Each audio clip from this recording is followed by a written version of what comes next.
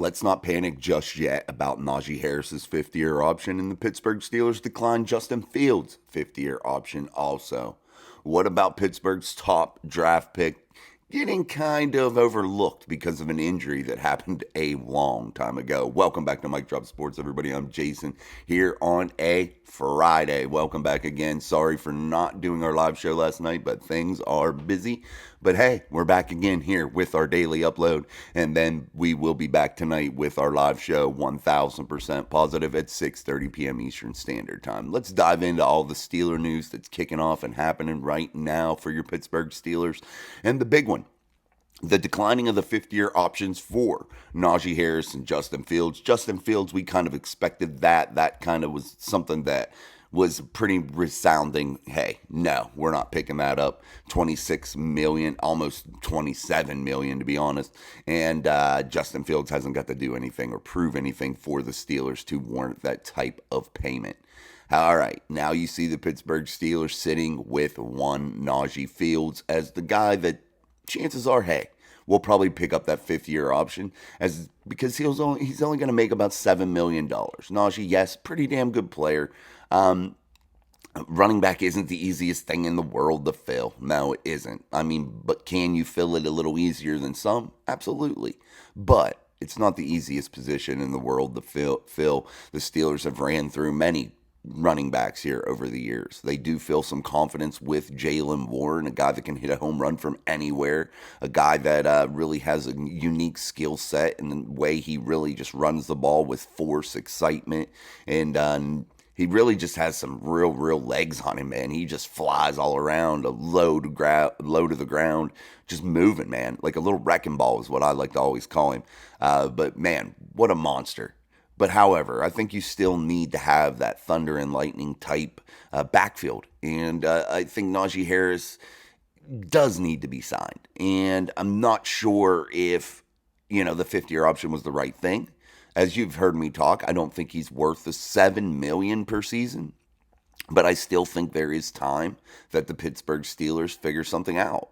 So today's video really here at the beginning is talking about maybe not to overreact. I don't think that the Pittsburgh Steelers are going to allow Najee Harris to walk without offering any sort of deal here.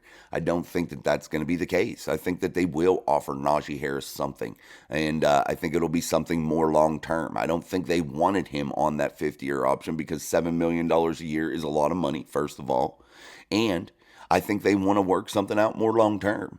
So you may see them get close to that $5, $6, $7 million area in a more of a long term contract. And maybe that's really what their plans are. Maybe their plans aren't about the 1 year thing for Najee Harris. They want to have that steadying presence in the backfield.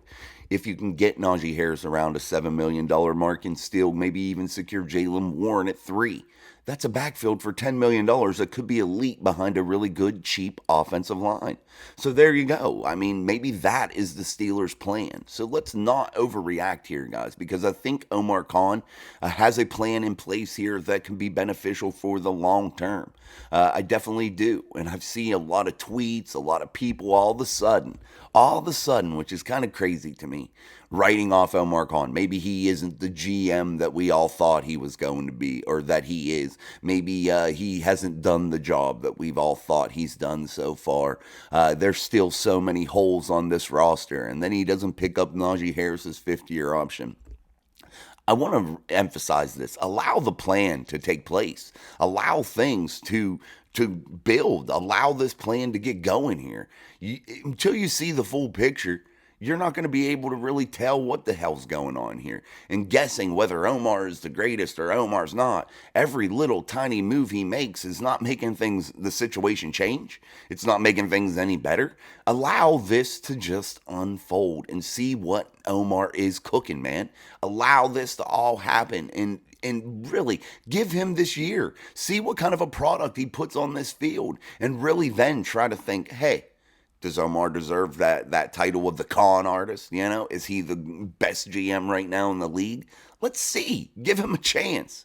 You got to give him a chance, guys. And that is the big thing that I'm preaching today. And I think, honestly, the overreaction of Najee Harris's fifth-year option not being picked up by so many is absolutely ridiculous. I think it is. And it's like, oh, let's just blow this up and overreact about it. Let's cause as much trouble over it as we possibly can. Why?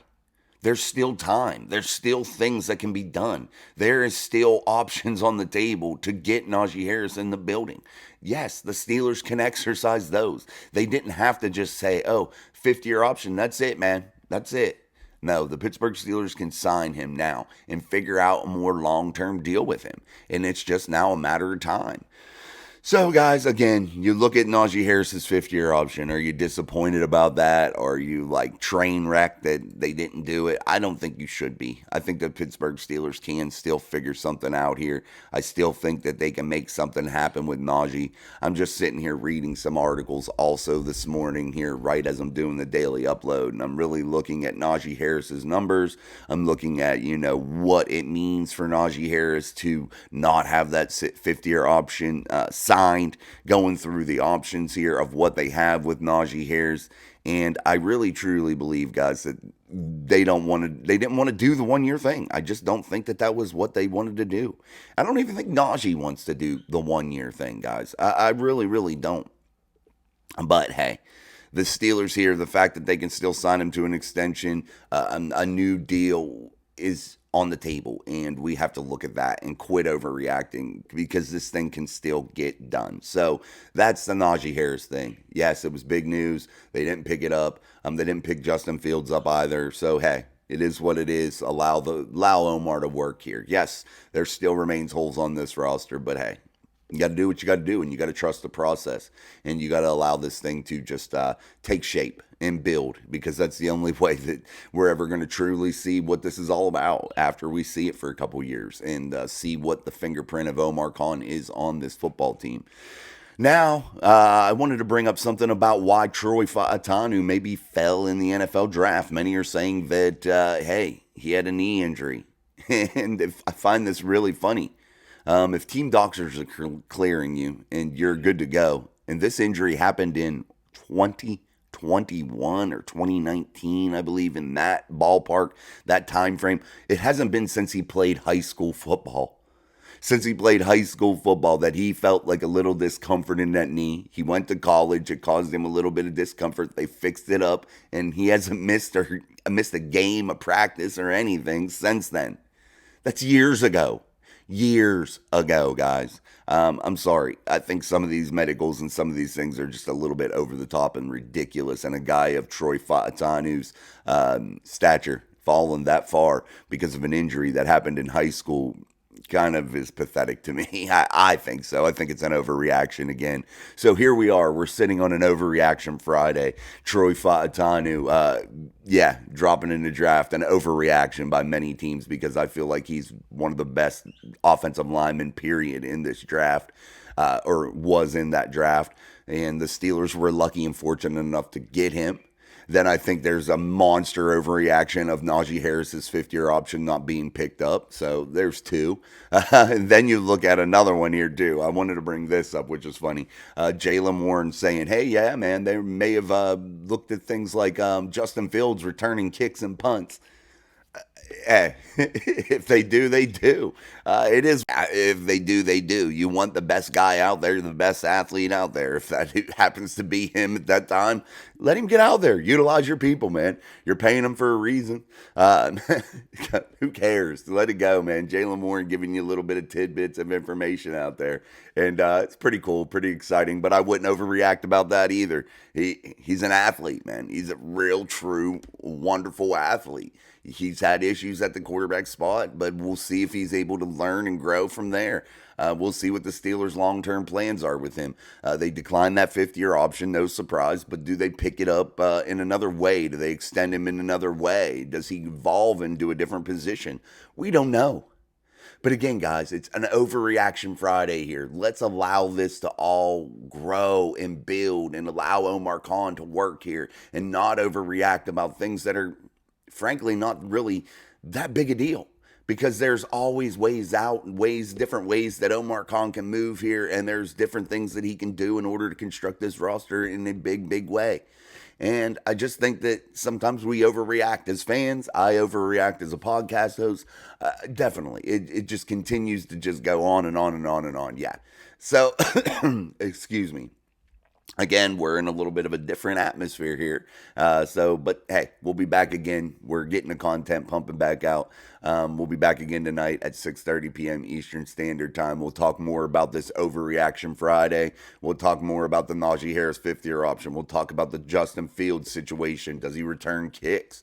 We'll talk about the Troy Fautanu injury slip, and does he fall far, or did he deserve to fall far as he did in the draft? And did the Steelers really get a steal with a guy that hasn't been injured in 3-4 years, but yet still popped up on his medical? We'll talk about all that stuff again tonight, but I really wanted to dive into that and get your wheels turning here on a Friday morning, here on an Overreaction Friday. So let's just continue to let this thing go, let Omar cook, and allow this thing to all work out, because before long, you may hear some news. One, Najee Harris signed to a long-term extension. Jaylen Warren signed to an extension. Justin Fields signed to some sort of an extension. Yeah.